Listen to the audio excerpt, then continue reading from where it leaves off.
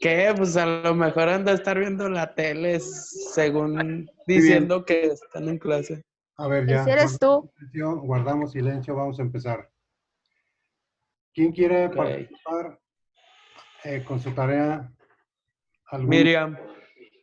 A ver, el que esté jugando no le voy a calificar nada, ¿eh? Es el único grupo que se la pasa jugando, los demás trabajan bien. No veo por qué haya diferencia. Bien. ¿Quién hizo tarea y quién quiere participar algo acerca de ello?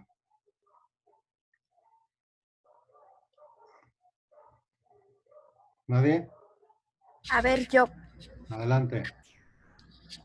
Digo que, ¿qué es? Sí, lo que hayas investigado. Ok. Literatura neoclásica. Hace referencia al movimiento literario impulsado por los principios de la Ilustración con el fin de emular los valores de los autores griegos y romanos. Esa tendencia comenzó a mediados del siglo XVIII en Europa, con el fin de contrarrestar las enseñanzas de la época de la cultura y la razón. Esta literatura busca enaltecer las estructuras de los pensamientos de la antigua Grecia y de Roma. Características. Hay un rescate de los valores y estética de los autores y obras grecolatinas. Surge como una respuesta en contra del estilo barroco que imperaba para la época. Los temas más frecuentes son libertad, tolerancia religiosa, oposición a la monarquía, fraternidad y la propagación de la importancia de un Estado laico. Predomina un fuerte rechazo hacia lo imaginativo y lo fantástico. La razón, los límites, la moderación, la estructura y la razón serán los elementos esenciales presenciales en la literatura neoclásica. Muy bien, excelente. Ahí en ese resumen está lo más importante, lo básico de lo que fue el periodo neoclásico. ¿Sí me escuchan bien todos? Sí. Ok. Sí. Muy bien, gracias. Dice que este tipo de literatura se ajustó a la razón, a las reglas, porque no olviden que cuando aparece un movimiento artístico, la influencia del momento en la historia, en la política, en la filosofía, etcétera, va a ser muy fuerte. En esos días estaba la filosofía de René Descartes, donde todo se sometía a la razón. Por eso fue una de las partes fundamentales de la literatura neoclásica, someter todo a la razón. Aparte, como decíamos, existieron un grupo de pensadores que le llamaron ilustrados.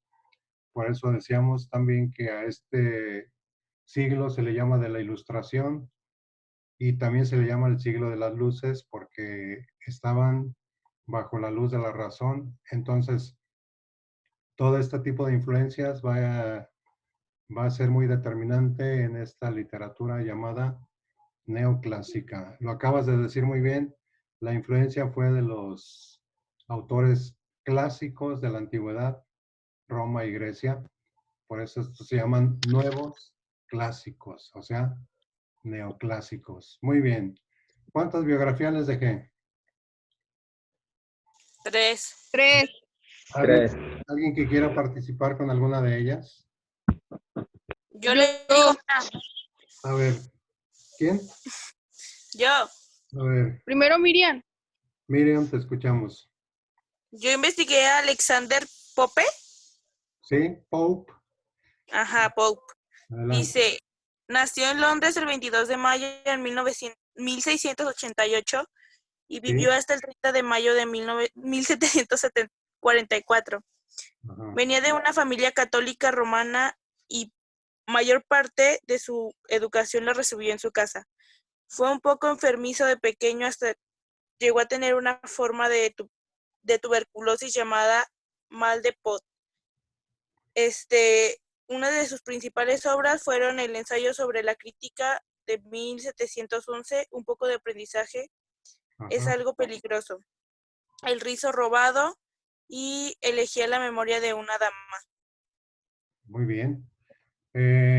Sí, aquella época era muy triste en cuanto a la forma de vida y en la duración de la vida de las personas. No había, si ahorita ustedes están viendo con todo el avance que tenemos de la ciencia, con todo el avance que tenemos, cuánta gente está muriendo, que tenemos vacunas y demás, ahora en aquellos días en los que ¿cómo se llama? No había mucha eh, investigación al respecto. Entonces, la gente moría joven. Una de las enfermedades más terribles era la tuberculosis, que consiste en la destrucción de los pulmones y era muy frecuente. Y este autor la padece, entre otras enfermedades. Muy bien. Otro autor que quieran leer, comentar, no es de memoria, lo estamos platicando. Yo, Adelante, Germán. Jean de La Fontaine, nació en Terry-Asmy el 3 de julio de 1695. Llegó a una familia acomodada. Siendo el primer hijo de sus padres, su padre era un consejero del rey. Fue un poeta francés muy reconocido. Se concentraba poco en los sentimientos y más en los consejos. Correcto. Jean de La Fontaine, él se caracterizó mucho por la cuestión de la, ¿cómo se llama? La fábula. ¿Alguien se acuerda más o menos en qué consiste la fábula? ¿Qué es una fábula? ¿Alguien se acuerda? Sí, es como nos dijo usted, ¿no? De lo de los animales y que termina con una moraleja. Exactamente. Lo que habíamos señalado anteriormente es un relato breve, puede ser escrito en prosa o en verso, o sea que rime, y al final hay una enseñanza que ahí está Arturo Méndez tapándose con los dedos. Y la enseñanza es al final, se llama moraleja y es parte de la literatura neoclásica porque uno de los fines primordiales o principales de la literatura neoclásica fue dejar una enseñanza. A este tipo de teatro o de literatura se le llama didáctico. Dije teatro porque en el neoclasicismo predominó más el teatro. Las obras se escribían para ser representadas en los teatros famosos de Europa. Estaba Y la hablando mi gente- papá y ¿Perdón? lo andaba buscando. La gente que A tenía ver, andaba buscando. la gente que tenía su dinero disponible iba al teatro como ahorita, antes de la invención de la internet, donde pues todo el mundo ya puede ver películas, la ida al cine era lo máximo, como en aquellos días era el teatro. Muy bien, otro participante que quiera leer alguna biografía. Acuérdense que no es de memoria. Yo, ¿Quién dijo yo? Camila. A ver, Camila. Camila Frausto. Nicolás Fernández de Moratín. Ajá. Nació el 20 de julio de 1737 en Madrid Sí. y murió el 11 de mayo de 1780. Fue un poeta, prosista y dramaturgo español. Muy bien. ¿Quién de ustedes tiene idea de lo que es un dramaturgo? ¿O a qué se refiere con la palabra dramaturgo?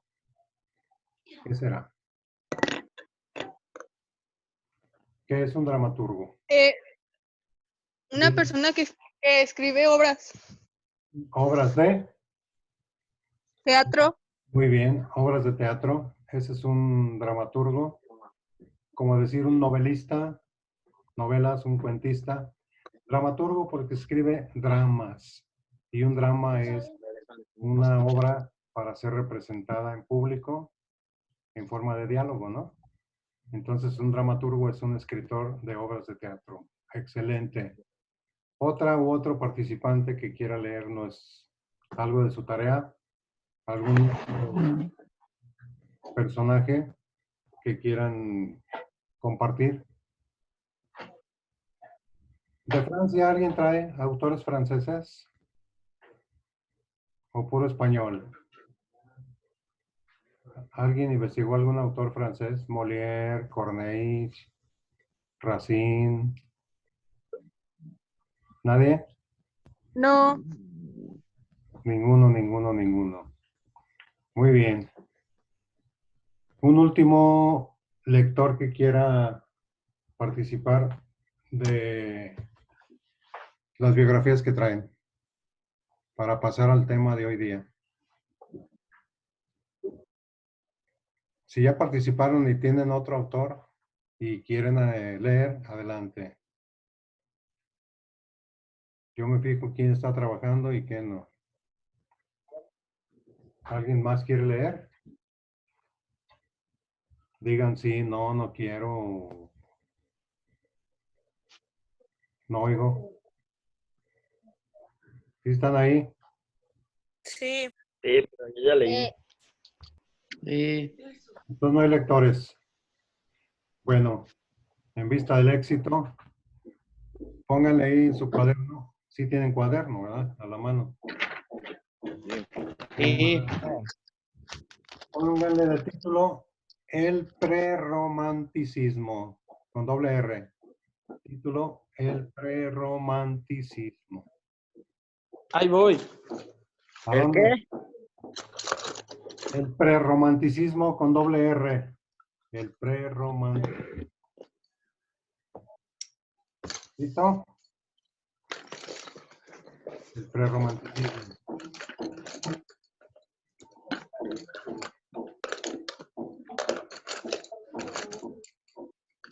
¿Ya está? Sí. Muy bien. No. Sí.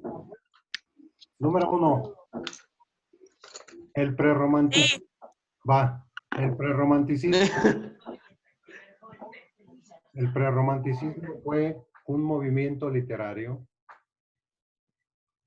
El prerromanticismo fue un movimiento literario que se desarrolló en Europa.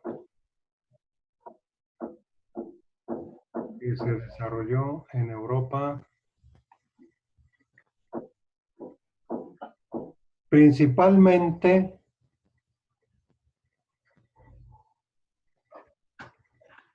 en el último. ¿Cómo? Principalmente que se desarrolló en Europa, principalmente en el último tercio del siglo XVIII. En el último tercio del siglo XVIII.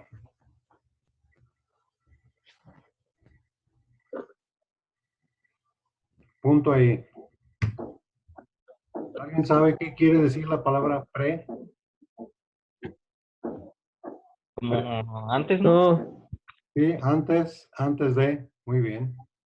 Entonces, prerromántico, antes de los románticos. ¿Qué quiere decir esto?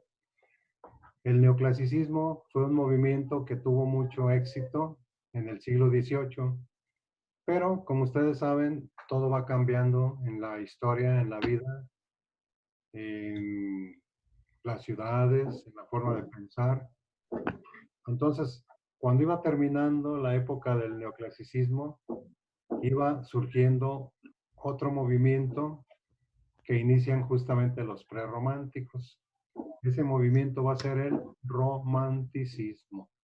Por eso estos autores se llaman prerrománticos, es decir, los que abrieron el camino, los que abrieron la brecha para que el romanticismo se desarrollara y floreciera. Es otro movimiento artístico, el romanticismo. Es como si yo en música dijera géneros, el rock, el rap, el hip hop, la cumbia. Son géneros musicales. En la literatura son barroco, neoclásico, romántico, realismo. Son géneros, movimientos. Y los románticos van a romper con gran cantidad de aspectos que el neoclásico hacía. Uno de ellos fue no aceptar las reglas para escribir. Un autor neoclásico era bueno si respetaba las reglas que había para que escribiera una obra de teatro. Si no la respetaba, lo señalaban y era considerado un mal autor. Entonces los románticos dicen, no, vamos a escribir como nosotros sintamos. Entonces ahí entran los sentimientos, como nosotros veamos la realidad. Ahí entra también la fantasía, las emociones, y poco a poco se van alejando de las reglas neoclásicas. Aparte que va a influir varios movimientos históricos. Uno de ellos fue la Revolución Francesa. Acuérdense en la historia que la Revolución Francesa cambió la mentalidad de la gente. Uno de los lemas de la Revolución Francesa fue la libertad. Entonces el autor romántico se sentía con la libertad de escribir. Y los prerrománticos iniciaron todo esto, ¿no? Muy bien, número 2. Dice, los prerrománticos afirman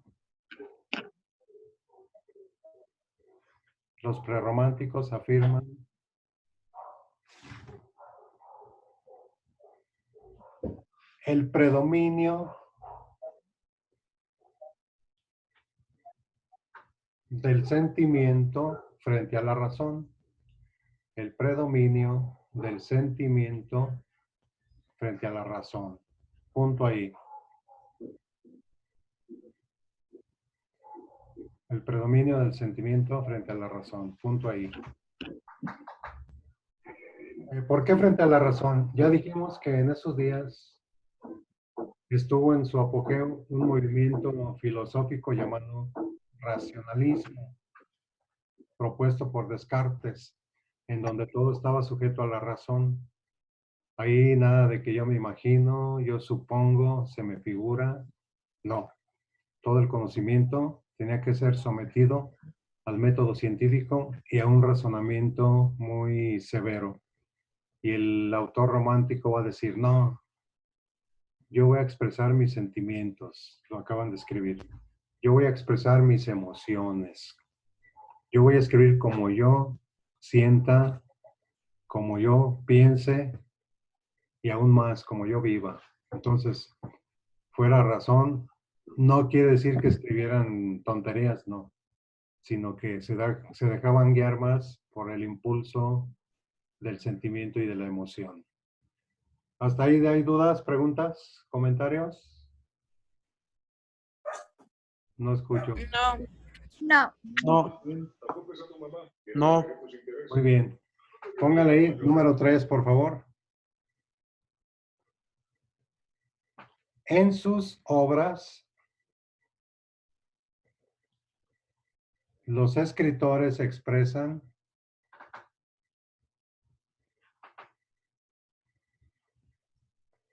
sentimientos tristes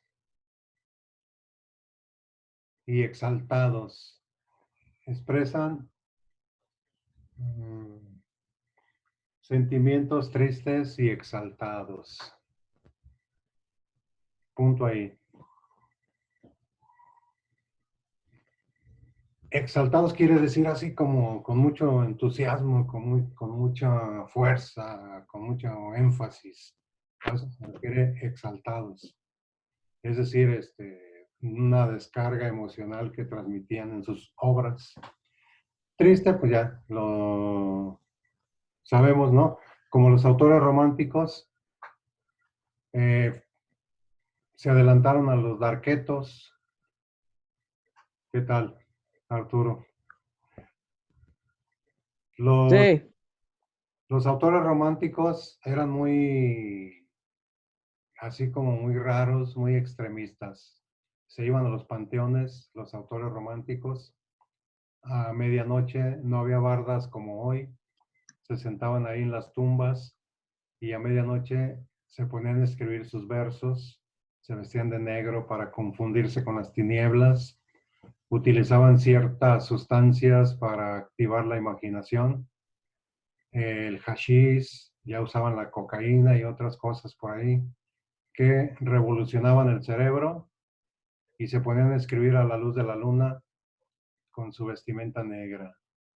Estos eran los románticos del fines del XVIII y principios del siglo XIX, allá en la Europa. Muy bien. ¿Comentarios, dudas? ¿Vamos bien? Sí. Sí. Número siguiente. Rechazan las reglas. Sí. Escribimos. Rechazan las reglas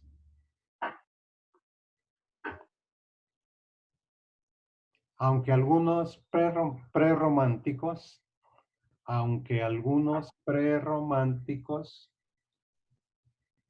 las aceptan,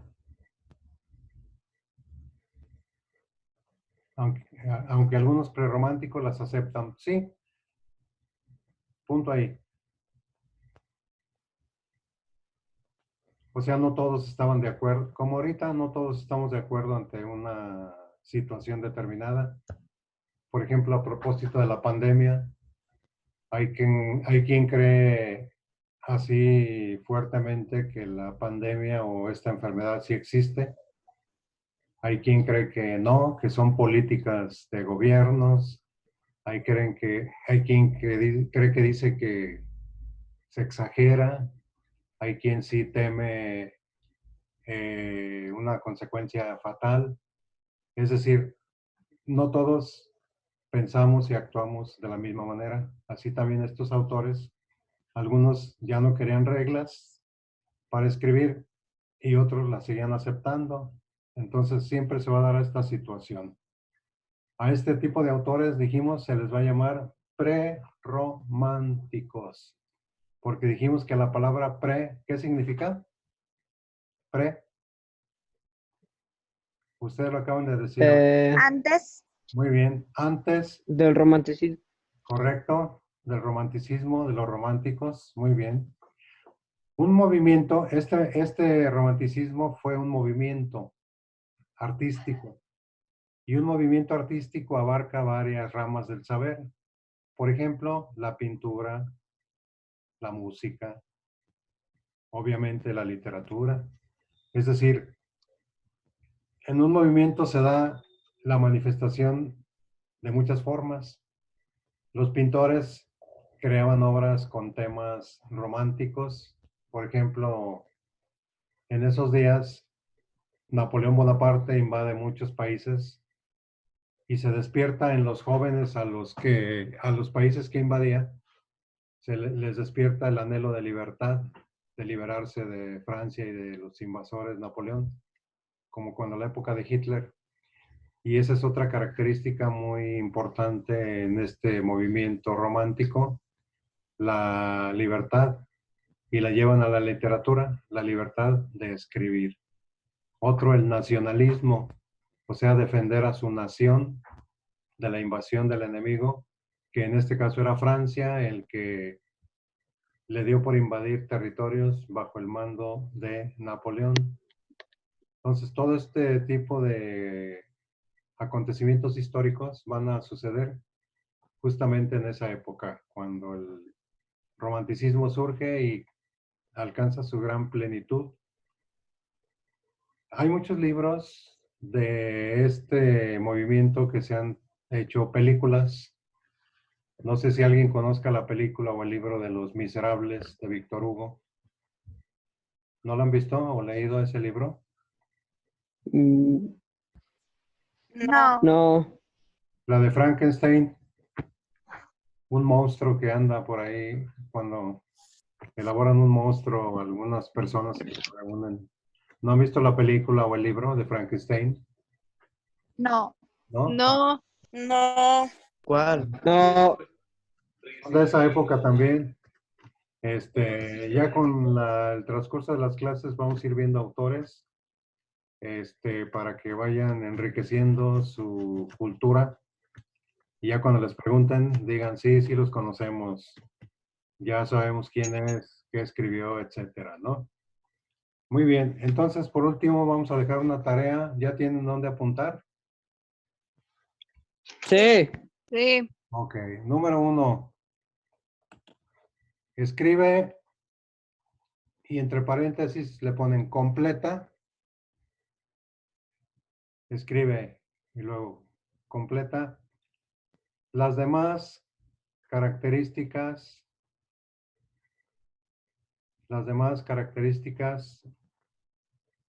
del prerromanticismo.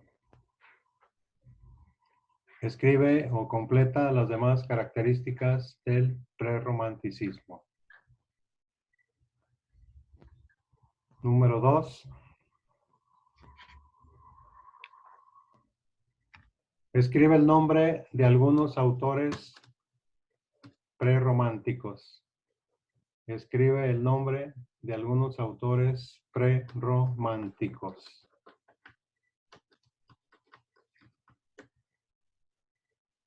Nombre de algunos autores prerrománticos.